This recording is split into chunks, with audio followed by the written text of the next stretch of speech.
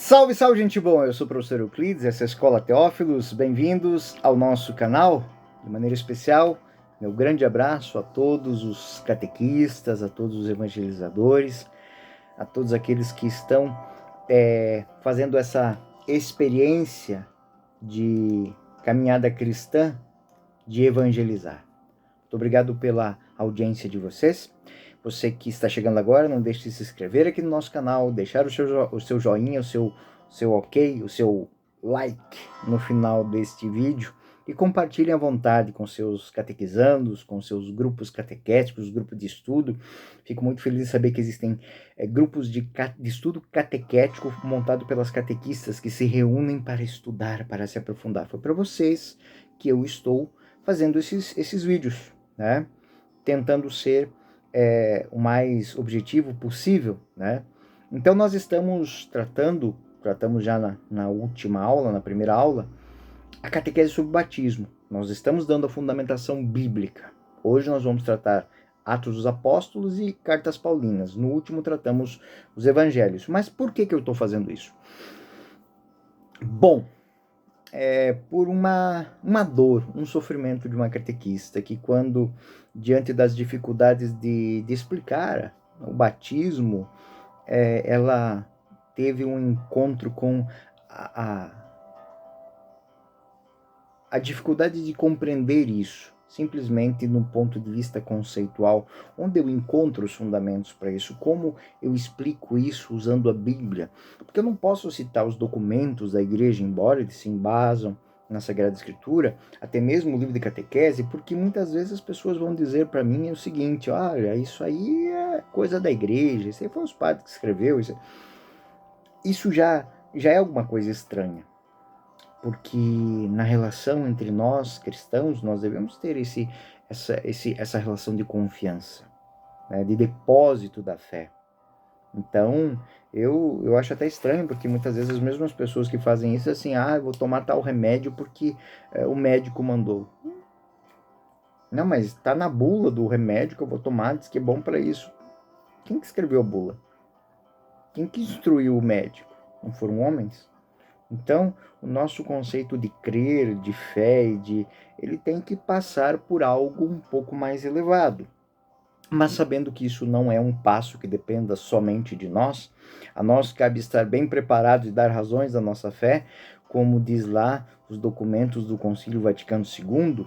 Então é por isso que eu estou falando do sacramento do matrimônio do ponto de vista bíblico nesse primeiro momento. Depois vamos tratar das questões complementares sobre a dogmática, sobre a catequética, sobre a sacramentologia. Primeiro eu estou tomando o batismo, que é o sacramento que abre as portas da vida da fé, da esperança para o homem que nele crê. Então eu estou partindo desse ponto de vista. Estou dando o porquê que eu estou tratando isso. Hoje nós vamos tratar então do batismo dentro dos Atos dos Apóstolos, que em outras palavras é o batismo visto não do ponto de vista do que Cristo fala, do que o batismo significa para Cristo, mas do que o batismo significa para a igreja. Ou seja, como é que a igreja compreende o sacramento. Então, de acordo com o mandamento do Cristo, logo após o batismo da igreja, pelo Espírito Santo, em Pentecostes, os apóstolos começaram a pregar e batizar. O batismo, ele está associado ao dom do Espírito Santo. A igreja não seria igreja se ela não batizasse, porque seria desobediente ao mandamento. Recebemos o Espírito Santo para transmitir. E que vem a ser o dinamizador, ou a alma da comunidade em que formamos, ou seja, todos nós cristãos batizados formamos um único corpo de Cristo. Atos 2, 37 seguintes vai dizer o seguinte: Pedro respondeu: convertei-vos, e seja cada um de vós batizado em nome de Jesus Cristo para a remissão dos pecados, e recebereis o Espírito Santo. Esta é a palavra de Pedro dentro dos Atos, é uma palavra que ecoa até hoje. Nós recebemos o dom do Espírito Santo porque fomos batizados na paixão, morte e ressurreição de Jesus Cristo. Nos tornamos co-herdeiros dos santos, donos do reino. Qual é o dado, o que diferencia alguém que deu certo na vida e alguém que não deu certo na vida a partir desse ponto? Quem creu e quem não creu.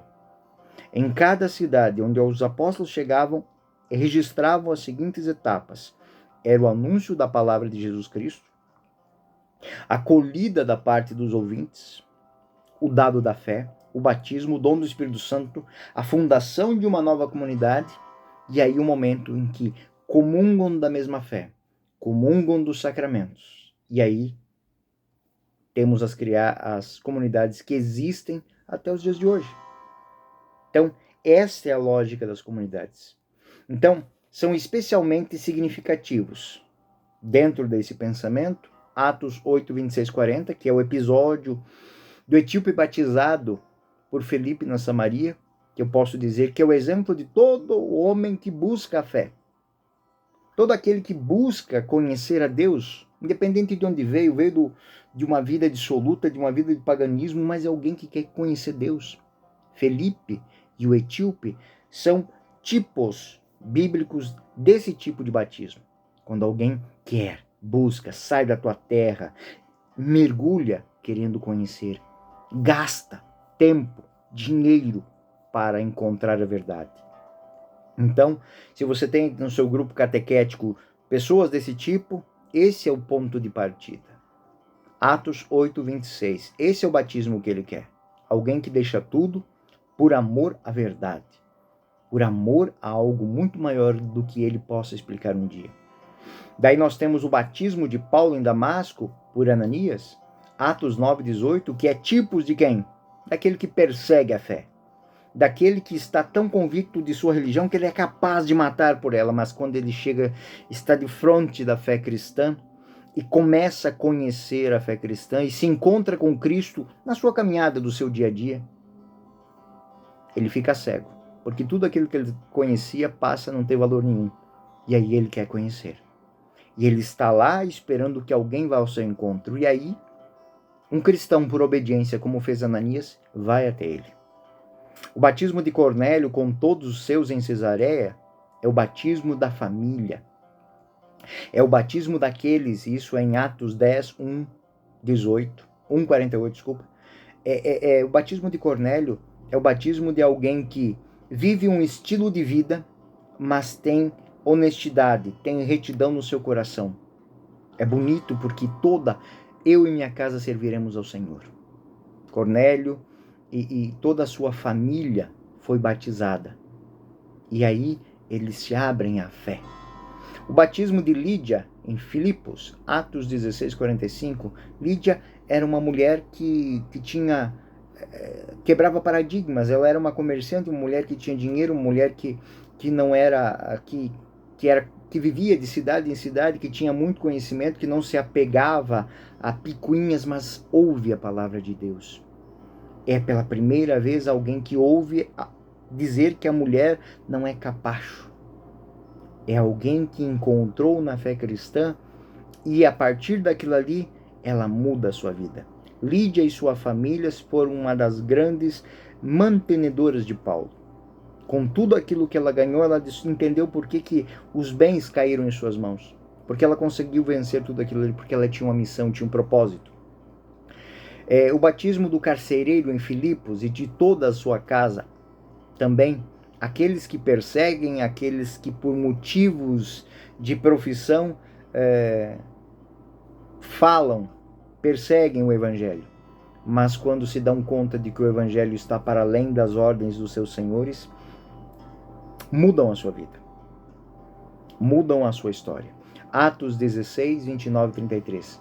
O batismo de Crispo, chefe da sinagoga com os seus cidadãos em Corinto, esse é o exemplo de todos aqueles homens que já são de líderes de pessoas muito importantes, líderes de comunidades, mas que quando encontram Jesus Cristo têm a capacidade de fazer com que todas aquelas pessoas tomem um caminho diferente.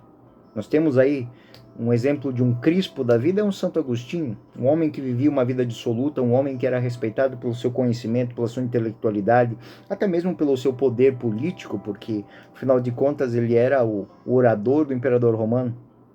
Quando alguém desse nível, desse tipo, com esse grau de conhecimento se converte, ele arrasta milhões com ele, ele modifica a vida de muita gente.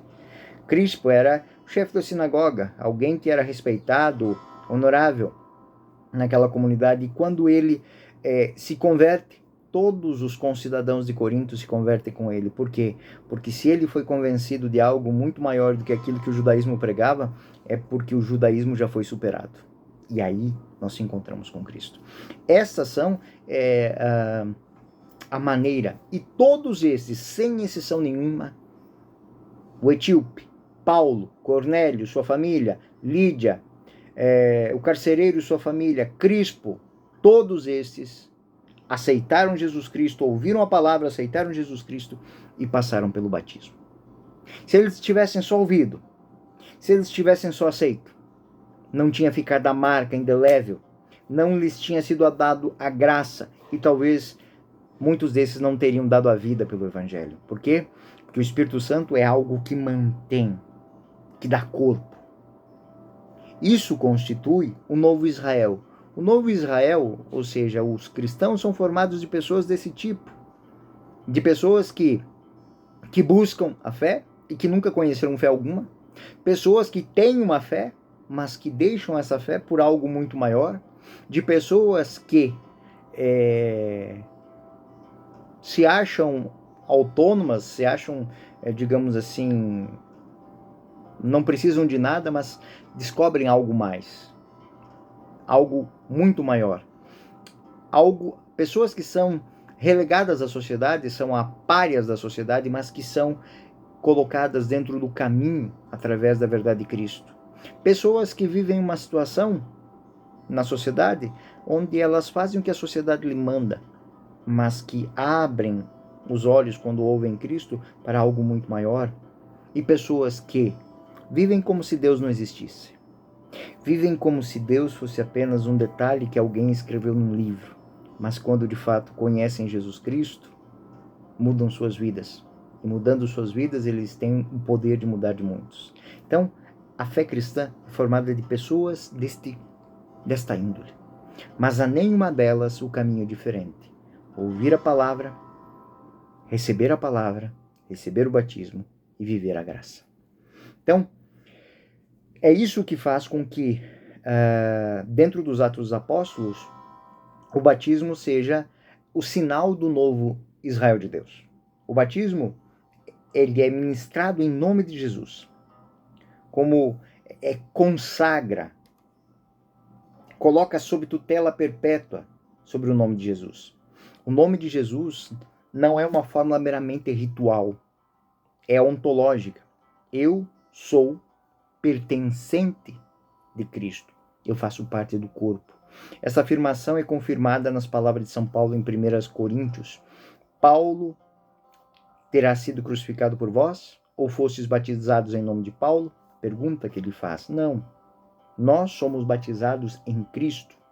Daí vem aquela expressão da liturgia, com Cristo, por Cristo, em Cristo, a vós Deus Pai, Todo-Poderoso, toda a honra e toda a glória, agora e para sempre. O apóstolo ele vai indicar em seu pensamento que todos somos batizados em Cristo. Todos passamos pela sua morte. A morte é o pecado. E essas questões, elas vão levar a este pensamento.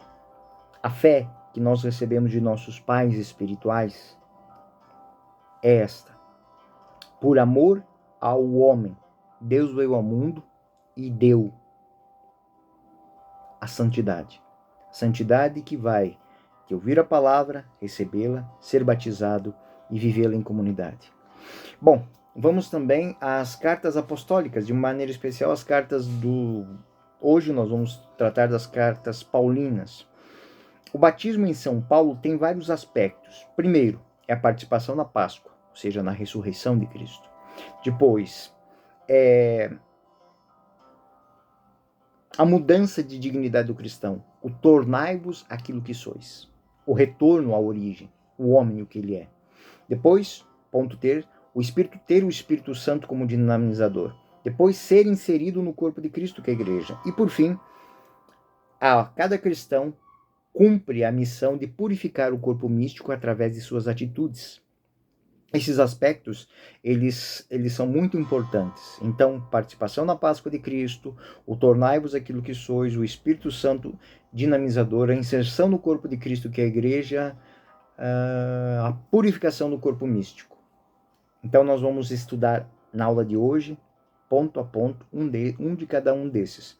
Romanos 6, 1, 14, São Paulo vai falar do sentido da participação na Páscoa de Cristo. Somos sepultados na morte de Cristo, diz ele.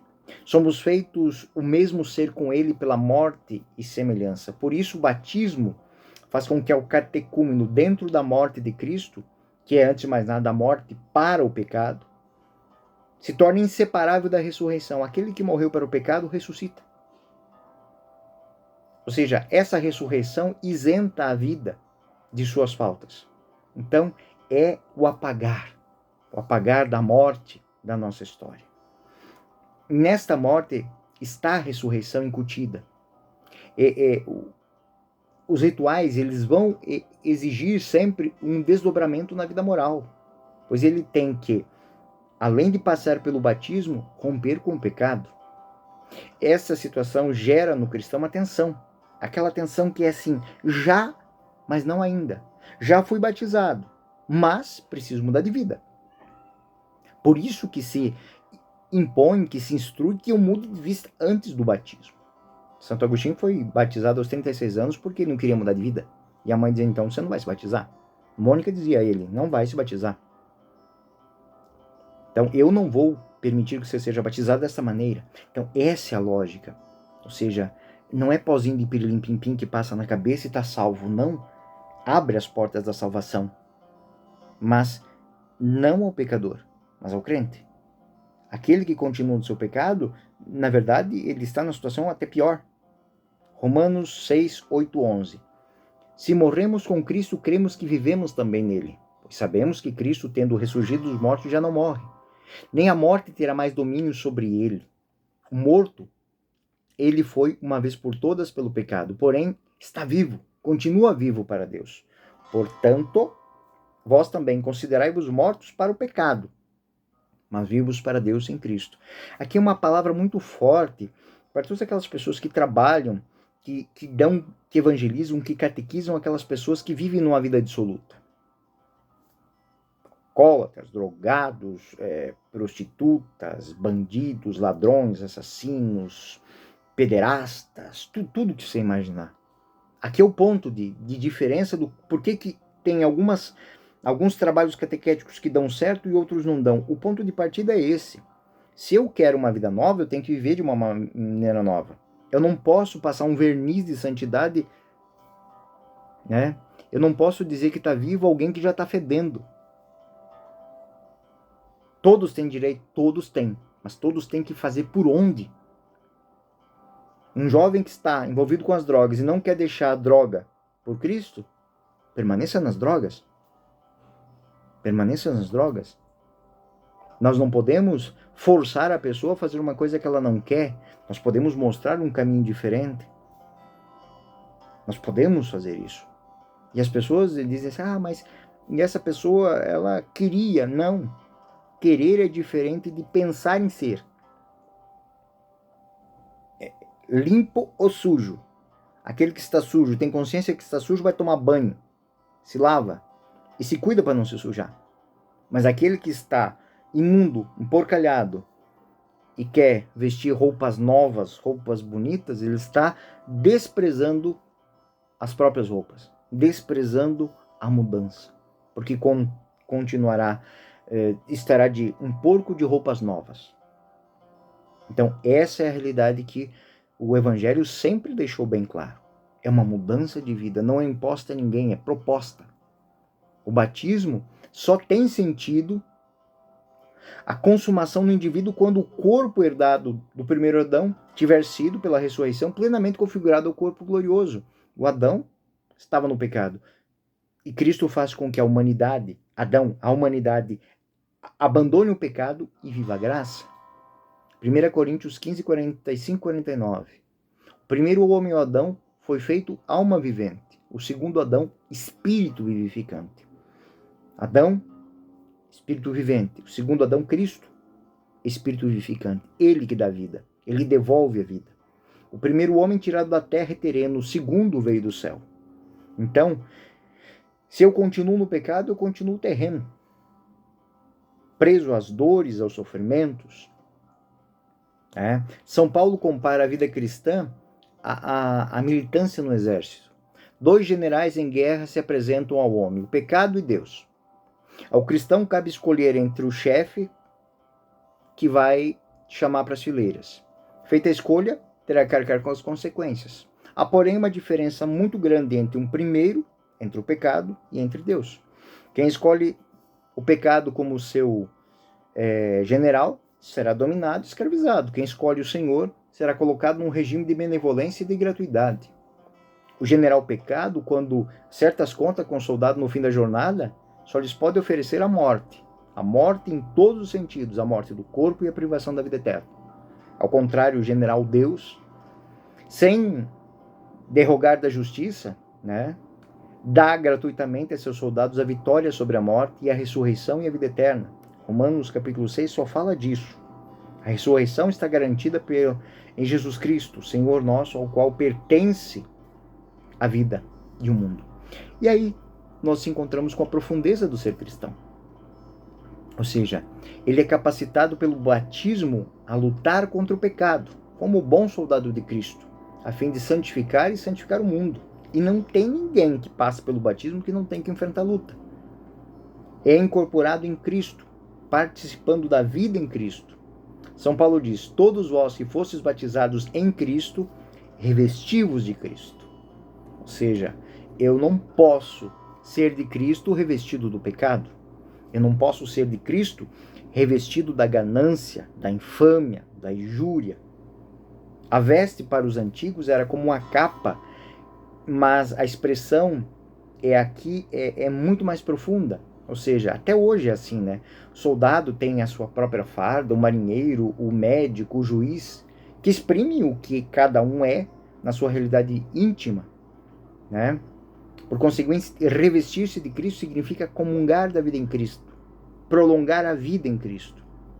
A morte e a ressurreição de Jesus, eles fazem parte da existência do cristão. Morte é o pecado, ressurreição para a santidade. A imagem da veste em São Paulo também nós podemos encontrar ela em Colossenses 3, a partir do versículo 9, em Efésios 4, 20 e 24. E aí vamos ao segundo tema. Tomai-vos aquilo que sois, ou seja, tornai-vos aquilo que sois. O batismo é a participação sacramental na liturgia da Páscoa de Cristo. O sacramento deve exprimir aquilo que é a vida. É necessário que a prática de cada dia do cristão comprometa com a vida nova. Se eu continuo fazendo as mesmas coisas que fazia antes de ser cristão, então não sou cristão. Eu sou o que era lá. Eu estou fingindo. Quem crer e for batizado será salvo. Quem não crer já está condenado. Ou seja, se eu estou fingindo, eu não saí do ponto de partida ainda. Colossenses 3, 1, 11. Se, portanto, ressuscitados, buscai as coisas do alto, onde Cristo está sentado à direita de Deus. Mortificai-vos da devassidão, da impureza, das paixões, dos maus desejos, da cobiça e da idolatria.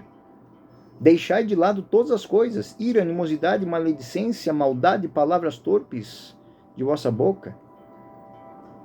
Aí não haverá nem grego, nem judeu, nem bárbaro, nem cita, nem escravo, nem livre, mas somos todos de Cristo, que será tudo em todos. Também Tito 3, 4, 7 vai dizer isso. Não por causa das obras de justiça que nós praticamos, mas unicamente em virtude da misericórdia. E aí vamos ao terceiro ponto, que é o Espírito Santo dinamizador.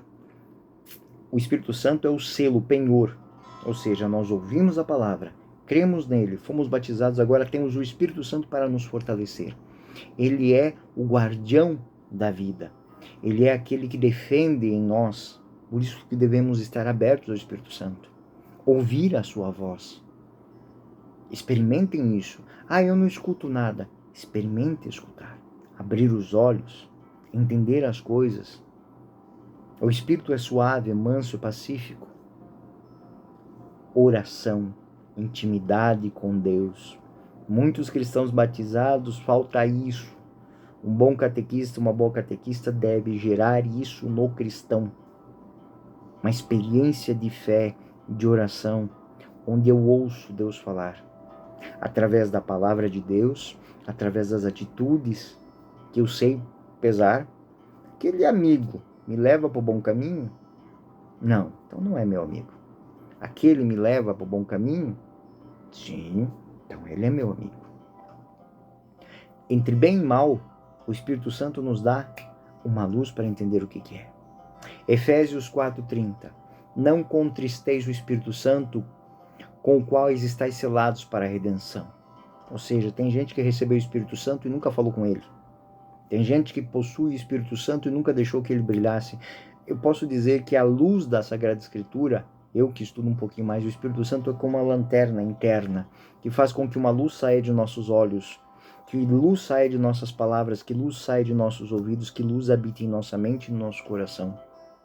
Mas quando nós apagamos, através de nossa ignorância, de nossa falta de fé, essa chama ela não se apaga jamais, mas ela não ilumina. Romanos 8, 11 e 17.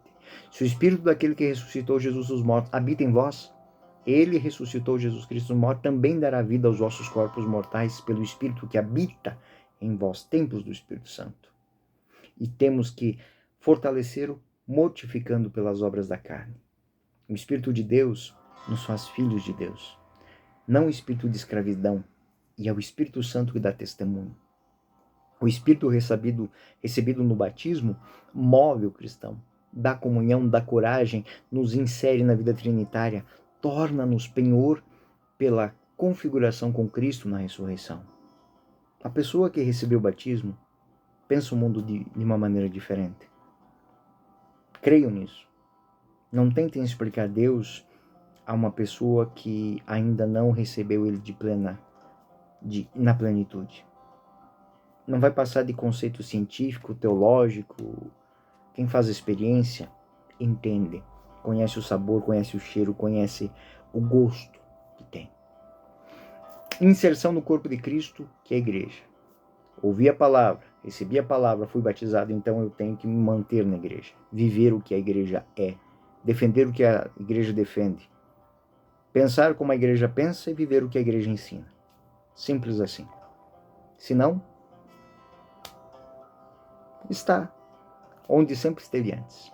A ação do Espírito Santo visa a santificação de cada cristão. E onde nós nos santificamos? Dentro de casa. 1 Coríntios 12:13. Um só Espírito, fomos batizados, para formar um só corpo. Judeus, gregos, escravos e livres, somos impregnados do mesmo Espírito. Unidade na multiplicidade. Resulta desta ação.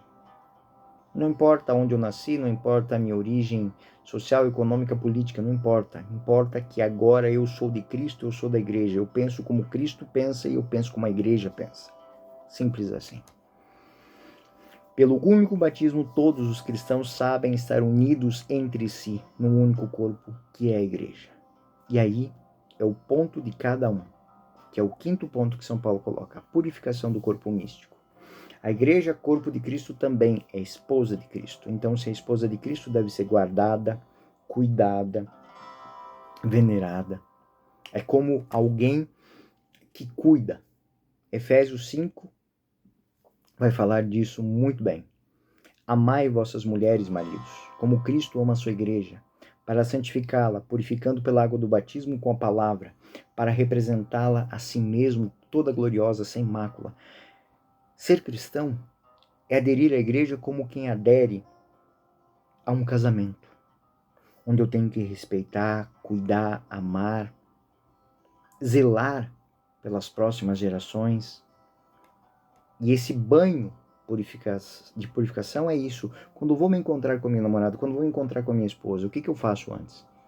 Eu tenho que tomar os devidos cuidados para ser bem aceito. É o banho purificador mencionado. Então, aqui entra a oração, a vivência, os sacramentos. Então, essa é a grande realidade, que é uma ideia de purificação associada à iluminação. O batismo era ministrado numa piscina e a água, onde o cristão emergia, nos dava uma luz diferente.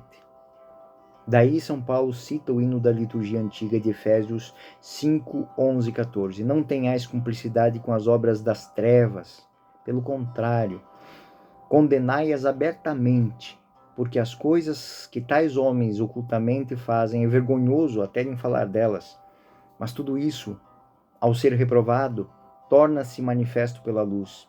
E tudo que se manifesta deste modo torna-se luz. Por isso, diz a Escritura, desperta tu que dormes, levanta-te dentre os mortos, Cristo te iluminará. Isso é uma visão lá do profeta Isaías, do capítulo 26 e do capítulo 60. Isaías 26, 19, Isaías 60, versículo 1, vai falar exatamente disso. Era algo que os judeus já queriam. Ou seja, viver na igreja é um ambiente onde eu vivo a verdade. Se alguém está sendo desonesto na igreja, eu tenho que mostrar desonestidade. Se alguém está sendo incoerente, eu tenho que mostrar incoerência. Se eu estou sendo incoerente e desonesto, eu tenho que receber a devida repreensão e mudar de vida. Por quê? Porque eu faço parte de algo muito maior. Eu faço parte do corpo de Cristo. Eu faço parte da comunhão dos santos. E o batismo é concedido como uma iluminação. Uma iluminação que não diminui, que não aumenta nada, mas faz com que brilhe. Hebreus 6,4. Porque aqueles que foram uma vez iluminados saboreiam o dom celestial, participarão dos dons do Espírito Santo. E Hebreus 10. Lembrai-vos dos dias de outrora, logo que fostes iluminados, com longas e dolorosas lutas sustentastes. Enfim, na teologia bíblica, como também nos padres da igreja, o batismo fica sendo sempre o referencial da vida do cristão. Não existe cristão sem batismo. Eu sou cristão. Foi batizado? Recebeu Jesus Cristo? Conhece o Evangelho? E eu falo algo que nós temos que mudar. As pessoas têm que conhecer a palavra de Deus. Isso cabe aos pastores, aos evangelizadores, aos catequistas, a cada um de nós. Conhecer a palavra de Deus. E conhecendo a palavra de Deus, nós seremos livres.